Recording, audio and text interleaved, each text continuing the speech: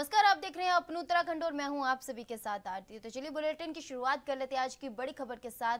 आगामी लोकसभा चुनाव को लेकर भाजपा ने अपना संकल्प पत्र जारी कर दिया है, जिसके चलते सूबे के मुख्यमंत्री पुष्कर सिंह धामी ने प्रेस वार्ता की। वहीं इस बीच सीएम पुष्कर सिंह धामी ने कहा कि संकल्प पत्र में पेपर लीक के खिलाफ प्रावधान रखा गया है, जिसके साथ प्रदेश में नकल विरोधी कानून की बदौलत हजारों लोगों को नौकरी मिली जो नकल वहीन हुई है। साथ ही उन्होंने कांग्रेस की राष्ट्रीय महासचिव प्रियंका गांधी पर चुटकी लेते हुए कहा कि प्रियंका गांधी ने अपने उत्तराखंड दौरे में पेपर लीक कानून लाने के लिए कहा है, तो शायद कांग्रेस पार्टी ने उनको करीब 6 महीने पुराना भाषण लिखकर दे दिया होगा। उसको संविधान के अनुरूप आगे बढ़ाने का काम हुआ है। पेपर लीक ही जो है नियंत्रण के लिए भी प्रभावी कानून देश के अंदर लाने का इस संकल्प पत्र में संकल्प पत्र प्रस्तुत किया गया। उसमें पेपर लीक पर भी बात की गई है कि पेपर लीक पर कानून बनेगा। इसमें भी हमें ये बताते हुए आप सबको की खुशी है कि हमने उत्तराखंड के अंदर एक बहुत कड़ा कानून, नकल विरोधी कानून उत्तराखंड में पहले ही हम बना चुके हैं और उसके कारण से आज प्रदेश के अंदर हजारों हजार पिछले 2 सालों में हजारों हजार लोगों को हमने नौकरियां प्रदान की हैं और वो सारी की सारी नकल विहीन हुई, पारदर्शिता के साथ हुई, बिना पेपर लिखे हुई। गरीब माता पिता के बेटे और बेटियों को आज नौकरी में आने का अवसर प्रदान हुआ है। अभी 2 दिन पहले कांग्रेस पार्टी की नेता प्रियंका दीदी रामनगर और एक दो स्थानों पर उन्होंने सभाएं की थी, तो मैं उनकी सभाओं को जो समाचार पत्रों में पढ़ रहा था, तो उन्होंने कहा था कि हम पेपर लीक में कानून बनाएंगे। मैं आज आप सबके माध्यम से बताना चाहता हूँ कि शायद कांग्रेस पार्टी के लोगों ने जो उनको स्पीच लिखकर दी होगी, वो 6 महीने 1 साल या 2 साल पुरानी कोई स्पीच होगी, उसको ही उन्होंने यहाँ दोहरा दिया। क्योंकि हम आप सब जानते हैं कि उत्तराखंड के अंदर हम सख्त नकल का अध्यादेश लेकर आ गए, जिसकी आज सर्वत्र चर्चा है और उसके लागू होने के बाद किस प्रकार की स्थिति देश के अंदर हमारे प्रदेश की बनी है। यहाँ जो नकल माफिया हावी होते थे, नकल का जो अपराध होता था, गरीब माता पिता का हक, बेटे बेटियों का हक मारा जाता था, वो सारा का सारा पूरी तरह से समाप्त हो गया। सबके अंदर एक आशा विश्वास का संचार पैदा हुआ है और जो पहले भी इनमें चयन के लिए इस प्रतियोगिता में भाग लेते थे, जिनका नंबर नहीं आता था, उन्हीं का नंबर अब एक साथ 3-3, 4-4 और 5-5 प्रतियोगी परीक्षाओं में पास होकर। आगामी लोकसभा चुनाव को लेकर उत्तराखंड चुनाव लगातार एक्टिव मोड में है, जिसे लेकर अब सुरक्षा व्यवस्था प्राथमिकता देते हुए सुगम तौर पर मतदान कराने की तैयारी की जा रही है। इस बात को लेकर उत्तराखंड के अपर मुख्य निर्वाचन अधिकारी विजय कुमार जोगदंडे ने कहा कि 19 अप्रैल को प्रदेश के 11,729 मतदान केंद्रों में सुबह 7 बजे से शाम 5 बजे तक मतदान किया जाएगा। साथ ही उन्होंने कहा कि राज्य के सभी 13 जनपदों में 293 फ्लाइंग स्क्वाड और 292 स्टैटिक सर्विलांस टीम तैनात की जा रही है।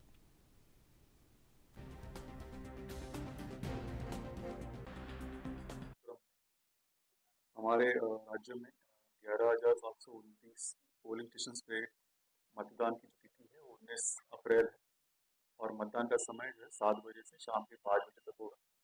उसके दृष्टिगत पूरे राज्य भर में 13 जनपद हमारे हैं, इन सभी जनपदों में 293 फ्लाइंग स्क्वाड्स तैनात किया गया है।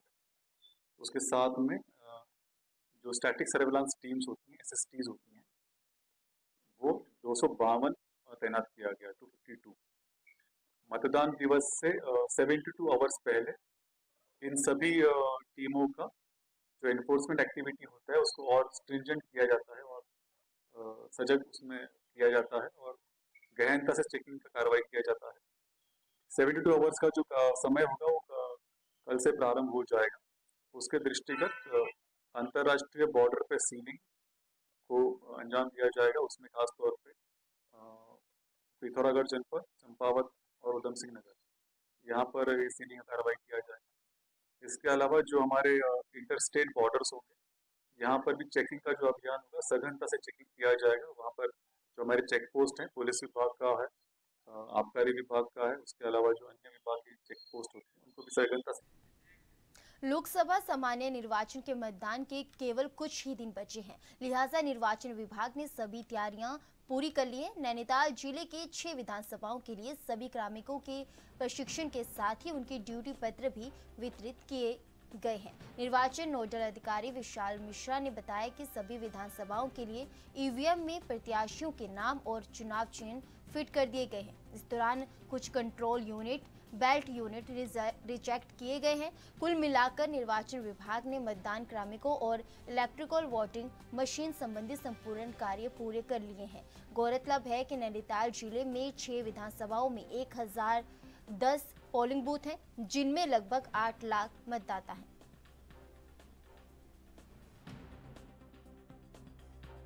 तो ईवीएम मशीन्स की कमीशनिंग है, उसके बारे में आज मैं आप लोगों को अपडेट करना चाहूँगा। सबसे पहले तो हमारे यहाँ कुल 6 सीट हैं विधानसभा नैनीताल जनपद में, और उसमें से 5 जो हैं वो नैनीताल उधम सिंह नगर सीट में है और रामनगर गढ़वाल सीट में है।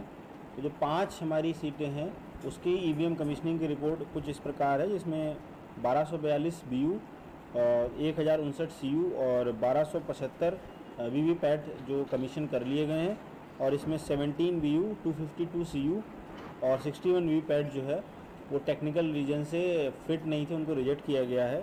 रामनगर के केस में 196 BU, 166 CU और 199 वीवीपैट जो है वो कमीशन कर लिए गए, दे आर परफेक्टली फाइन। और BU 2, CU 32 और वीवीपैट 6 ये रिजेक्ट किए गए हैं। तो एक प्रकार से ईवीएम कमीशनिंग की प्रक्रिया पूर्ण हो चुकी है। और इसी के साथ ये भी बताना चाहूँगा कि जो पोस्टल बैलेट के जो दोनों चरण होने थे 8, 9, 10, 11, 12, 13, वो अभी प्रक्रिया पूर्ण कर। बीजेपी के प्रदेश अध्यक्ष महेंद्र प्रसाद भट्ट रामनवमी पर अपने घर में कन्या पूजन करेंगे। उन्होंने कहा कि इस बार कन्या पूजन में हम लक्ष्मी का आह्वान करेंगे। कन्याओं के हाथ में इस बार कमल का फूल भी होगा। कमल मां लक्ष्मी का आसन भी है और कन्याओं का आशीर्वाद भी हमको मिलेगा और तीसरी बार प्रधानमंत्री नरेंद्र मोदी के लिए आशीर्वाद भी लेंगे। इस बार ये चुनाव जनता लड़ रही है और जब जनता का कोई त्योहार माना जाता है तो वह पूरे उत्साह से उसको लड़ती है। उन्होंने कहा कि भारतीय जनता पार्टी का मत प्रतिशत भी इससे बढ़ेगा और भारतीय जनता पार्टी ने जो 5 लाख वोटों के अंतर से ज्यादा लोकसभा सीटों को जीतने का लक्ष्य रखा है वह निश्चित रूप से पूरा होगा।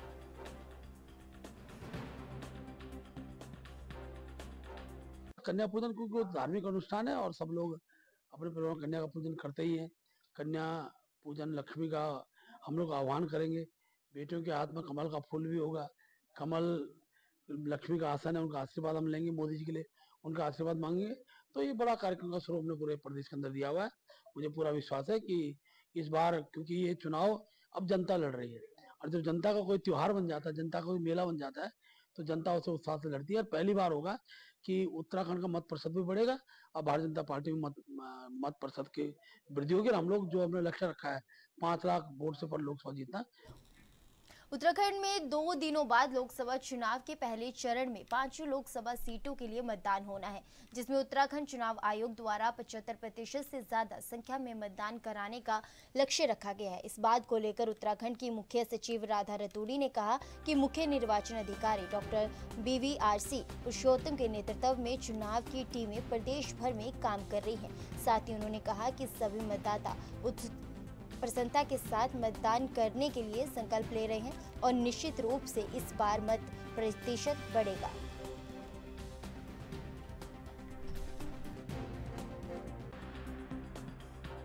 जगहों पर जागरूकता अभियान चलाया जा रहा है, क्या माने कि इस बार वोट परसेंटेज बढ़ेगा? निश्चित रूप से इस बार हमारे जो CEO हैं पुरुषोत्तम साहब की नेतृत्व में जो इलेक्शन की टीम लगी हुई है, बहुत इनोवेटिव कार्यक्रम सभी जिलों में हो रहे हैं। सभी मतदाता बहुत उत्साह से वोट डालने के लिए अपना संकल्प ले रहे हैं। हम सब पोल डे पे अपने घर से निकल के अपना वोट डालें। तो जैसा अभी पुरुषोत्तम ने बताया, क्योंकि मैं 10 साल तक यहाँ मुख्य निर्वाचन अधिकारी के रूप में उत्तराखंड में काम कर चुकी हूँ, तो मुझे तो बहुत ही ज्यादा ये लगता है कि हम सब कांग्रेस के प्रदेश महामंत्री नवीन जोशी ने बीजेपी पर निशाना साधा है। नवीन जोशी ने कहा कि बीजेपी ने उत्तराखंड की जनता से बड़े बड़े वादे तो किए थे, लेकिन उन वादों पर बीजेपी सरकार खरी नहीं उतर पाई है। मूलभूत सुविधाएं जो जनता को मिलनी चाहिए थी, वह सुविधा जनता को नहीं मिली है। आज पूरे प्रदेश का जनमानस त्रस्त हो चुका है।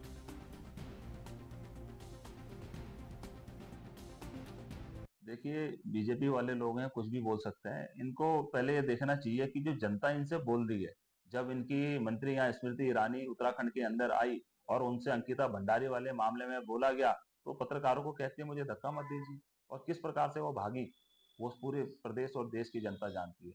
जो मूलभूत सुविधाएं राज्य की जनता को मिलनी चाहिए थी, वो सुविधाएं उनको नहीं मिल चुकी है। आज पूरा प्रदेश का जनमानस है, पूरा त्रस्त हो चुका है। और जो इन्होंने वादे जनता से किए थे, वो वादे अगर पूरा होता तो हम समझते कि इन्होंने प्रदेश के अंदर कोई काम किया है। इन्होंने प्रदेश में ऐसा कोई काम नहीं किया। आज इनके प्रदेश अध्यक्ष हमको ज्ञान दे रहे हैं। इनको तो पहले खुद ज्ञान लेना चाहिए, इनको तो शर्म करनी चाहिए। चुनाव में इनको जाना भी नहीं चाहिए। जो मूलभूत मुद्दे थे, अंकिता भंडारी से हम पहले दिन से कहते आए हैं कि वीआईपी कौन है, उसका नाम बताइए। आप वीआईपी का नाम आपने आज तक नहीं बताया। केदारनाथ में 230 किलो जो सोना चोरी हुआ, उसके मामले में आज तक कुछ नहीं बोल पाए। और ये जो बेरोजगारों पे किस प्रकार से लाठीचार्ज हुआ, 2 करोड़ रोजगार देने की ये बात करते थे प्रतिवर्ष। अगर आज बेरोजगार रोजगार देने की अगर बात करता है तो उनके ऊपर लाठियां बरसाई जाती हैं। किसानों की आय दुगने करने की इन्होंने बात करी थी, लेकिन किसानों की आय तो दुगनी नहीं हुए, उन पे अत्याचार दिन प्रतिदिन बढ़ता जा रहा है और किसान आज भी आत्महत्या कर रहा है। इनका लगाव सिर्फ जो उद्योगपति उनकी ओर है, गरीबों को ऊपर इनका कोई भी रुझान नहीं है। इसलिए महेंद्र भट्ट जी को बोलने का कोई अधिकार नहीं है। उनको अपने गिरेबान में झांकना चाहिए और जो उन्होंने जनता के साथ जो जुमले किए हैं, जो इन्होंने जनता के साथ पक्षपात किया है, उन पे सबक लेकर उनको राजनीति से दूर जाना चाहिए। राजनीति की ओर उनको आगे नहीं बढ़ना चाहिए। अब कांग्रेस को आने दे। फिलहाल रुकेंगे छोटे से ब्रेक के लिए। आप देखते रहे अपना उत्तराखंड।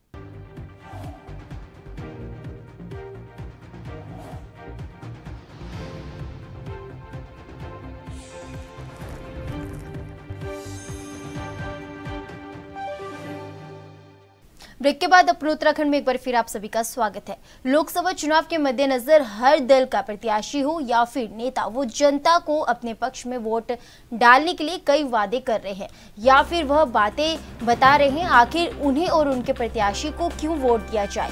वहीं अब भाजपा कांग्रेस के ऊपर पर्सनल अटैक करने का आरोप लगा रही है। बीजेपी के प्रदेश अध्यक्ष महेंद्र भट्ट ने कहा कि कांग्रेस के नेता एक जनसभा में हमारे बड़े नेता के ऊपर पर्सनल अटैक कर रहे थे। इस बात को लेकर हम बहुत दुखी हैं। साथ ही हमने फैसला लिया है कि अब इस पर पर्सनल अटैक की वजह से उनके ऊपर मानहानि का दावा करेंगे। उनका कहना है कि किसी विषय को लेकर बिना प्रमाण के किसी व्यक्ति का नाम लेना किसी तरह से भी सही नहीं है।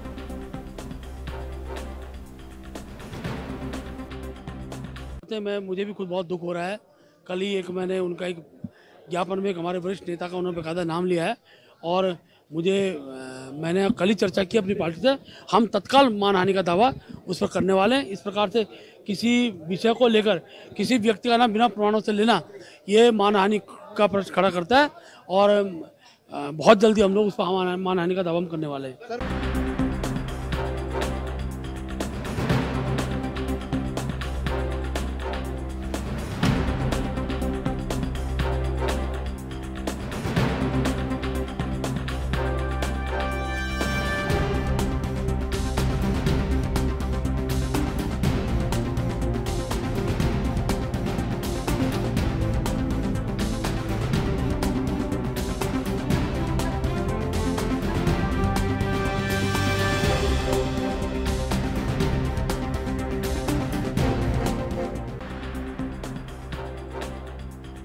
के प्रदेश अध्यक्ष महेंद्र भट्ट ने कहा कि कांग्रेस के नेता एक जनसभा में हमारे नेता के ऊपर पर्सनल अटैक कर रहे थे।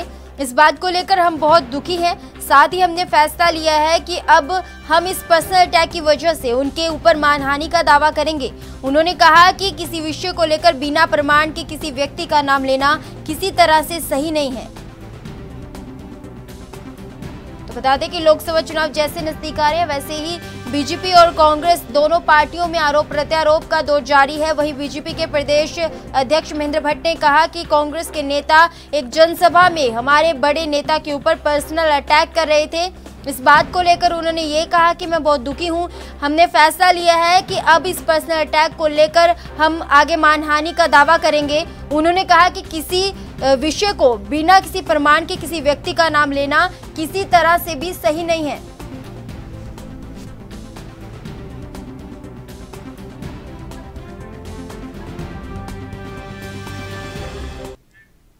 आगामी लोकसभा के शेष दिनों में सत्ता दल भाजपा ने अपने प्रचार प्रसार के लिए कार्यक्रमों की सूची बना ली है। इस बात को लेकर भाजपा के प्रदेश अध्यक्ष महेंद्र भट्ट ने कहा कि अगले दिन कोटद्वार में केंद्रीय गृह मंत्री अमित शाह जनसभा करेंगे, तो वहीं जोशीमठ में मुख्यमंत्री धामी और उनका दौरा है। साथ ही उन्होंने कहा कि पौड़ी प्रत्याशी अनिल बलूनी की जनसभा होगी और भाजपा युवा मोर्चा मोटरसाइकिल रैली निकालेंगे।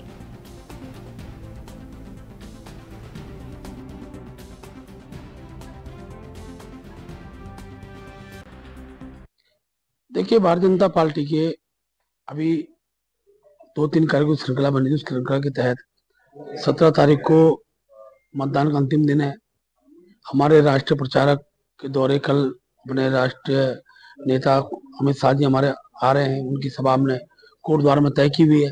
बड़ी संख्या में लोग आएंगे। माननीय मुख्यमंत्री जी मेरा कल जोशीमठ का दौरा है। उसके बाद 17 तारीख को अनिल बलूनी जी के साथ जो मेरी पौड़ी लोकसभा है, जो मेरी अपनी विधानसभा उसमें मेरा जाना होगा। ये कार्यक्रम की श्रृंखला का स्वरूप है और यही नहीं, अनेकों स्थानों पर स्कूटर रैलियां, क्योंकि प्रचार का अंतिम दिन होगा तो युवा मोर्चा मोटरसाइकिल रैली भी निकालेगा, जागरण कार्यक्रम करेगा और अच्छे उत्साह कार्यक्रम उस दिन हम मतदान के दिन।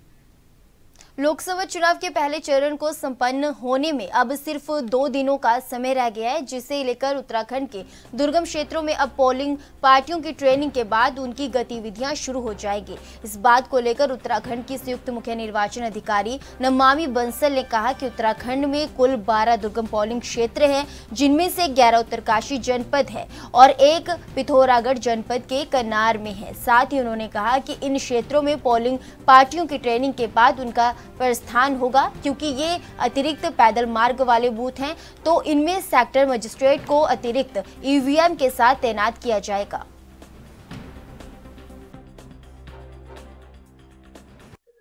हाँ, इस नंबर को मैं थोड़ा करेक्ट करना चाहूंगी। जो हमारे P-3 बूथ्स हैं वो कुल 12 हैं पूरे राज्य में।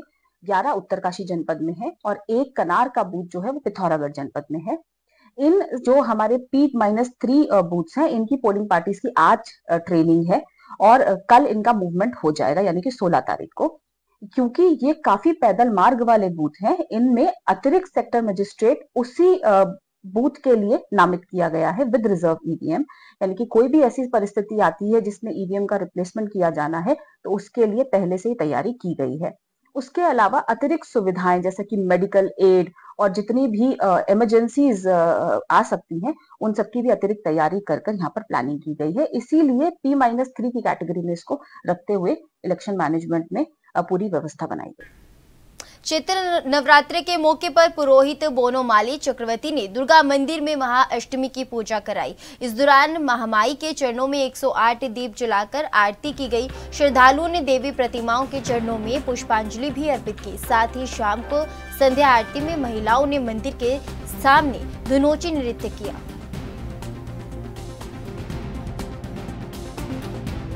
बसंती पूजा, अष्टमी पूजा है आज माता रानी का। माता रानी से हमें आशीर्वाद है, सारा देशवासियों, ग्राम और हमारे माता का स्वागत के लिए स्वाग बचे रहे, परिवार सदा सुख रहे, यही।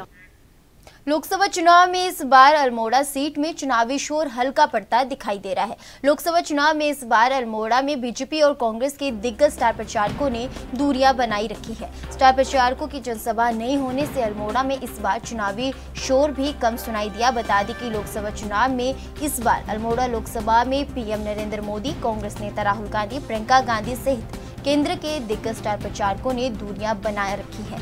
बीते 2 लोकसभा और विधानसभा चुनाव में प्रधानमंत्री नरेंद्र मोदी ने अल्मोड़ा और पिथौरागढ़ में बड़ी जनसभाएं की। इसके जवाब में कांग्रेस नेता सोनिया गांधी और राहुल गांधी ने भी अल्मोड़ा पहुंचे थे।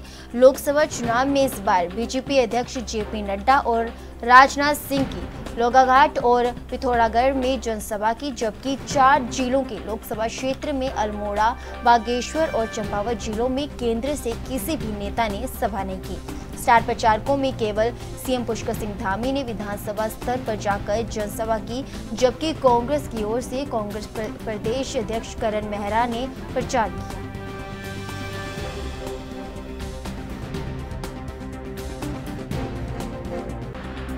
देखिए, हल्द्वानी में आए हैं और मुझे लगता है कि जिस प्रकार से बीच में माननीय प्रधानमंत्री जी का भी अल्मोड़ा पिथौरागढ़ लोकसभा के परिदृश्य में, पिथौरागढ़ में बड़ी सभाएं हैं, पूर्व में कई सारी सभाएं हैं, और दूसरा जहां चुनौती कम होती है या जहां चुनौती नहीं होती है विपक्ष की ओर से, तो मुझे लगता है कि वहां पर भी रणनीति के तहत बहुत सारी चीज़ों का निर्णय होता है, चूँकि यहाँ पर लोगों ने मन बना रखा है कमल का बटन दबाने का, और इसलिए मुझे लगता है कि सभी जो हमारे स्टार प्रचारक है, जहाँ जहाँ उनकी उपयोगिता है, संगठन को वहाँ जिम्मेदारी दे रहा है। देखिए, हमारी प्रियंका जी आई थी एडजॉइनिंग एरिया में, नैनीताल और अल्मोड़ा के रामनगर में उन्होंने मीटिंग की।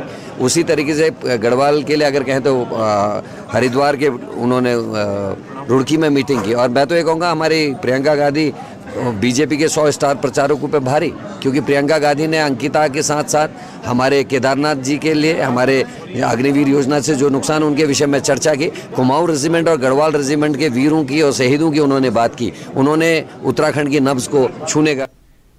उत्तराखंड में आगामी लोकसभा चुनाव प्रथम चरण के तहत 19 अप्रैल को होने जा रहे हैं, जिसको लेकर जनपद पौड़ी पुलिस प्रशासन अलर्ट हो गया है। वहीं मंगलवार को एसएसपी पौड़ी लोकेश्वर सिंह ने मीडिया से बात करते हुए कहा कि जनपद के सभी पोलिंग बूथों पर पर्याप्त संख्या में पुलिस फोर्स तैनात रहेगा। साथ ही अति संवेदनशील पोलिंग बूथों पर अतिरिक्त पुलिस बल तैनात रहेगा, जबकि कुछ पुलिस कर्मियों को रिजर्व मोड में रखा गया है ताकि जरूरत पड़ने पर उन्हें एक्टिव किया जा सके।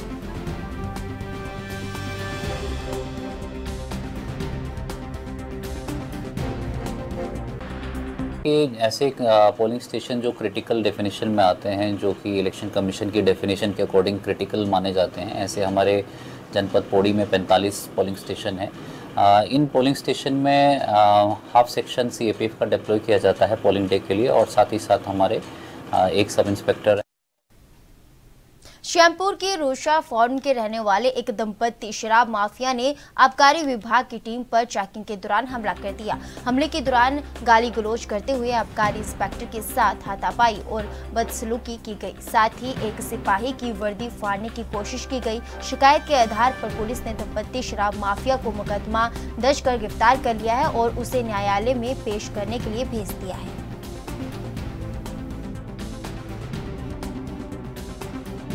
देखिए, चुनाव के दृष्टिगत, चुनाव की संवेदनशीलता को देखते हुए जगह जगह से खबरें आ रही थी कि कच्ची शराब की बिक्री की जा रही है अलग अलग जगहों पे। तो हमारे द्वारा लगातार छापेमारी अभियान चलाया जा रहा है, और रूशा फार्म मनसा देवी क्षेत्र में भी ये शिकायत आ रही थी, तो हम इसी शिकायत के निवारण के लिए वहाँ पहुँचे।